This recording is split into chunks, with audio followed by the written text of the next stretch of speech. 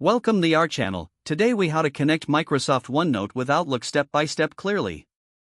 To connect Microsoft OneNote with Outlook, first, open Microsoft OneNote on your device. Next, ensure that you are signed in with the same Microsoft account used for Outlook. Once OneNote is open, navigate to the notebook you want to connect to Outlook. In the top menu, click on the Insert tab. Look for the Outlook task option in the ribbon. Click on Outlook Task to create a new task linked to your OneNote page. A dialog box will appear. Set the task details, including the title, due date, and priority level.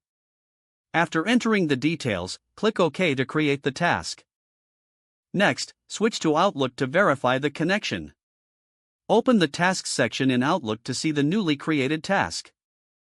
You can now update or manage this task directly from Outlook. To sync changes made in OneNote, return to OneNote and update your notes. Every change will automatically reflect in the linked task in Outlook.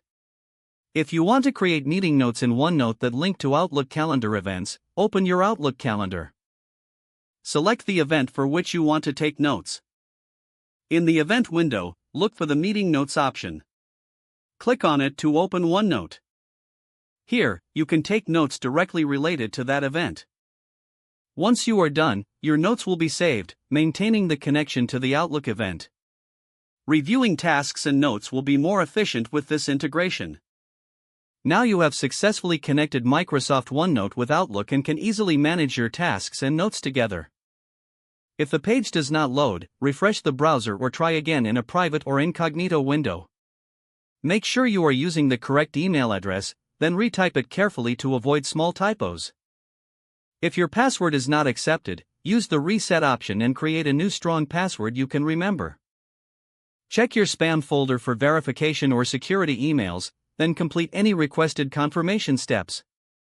Enable two-factor authentication if available to improve account security and reduce unauthorized access risk.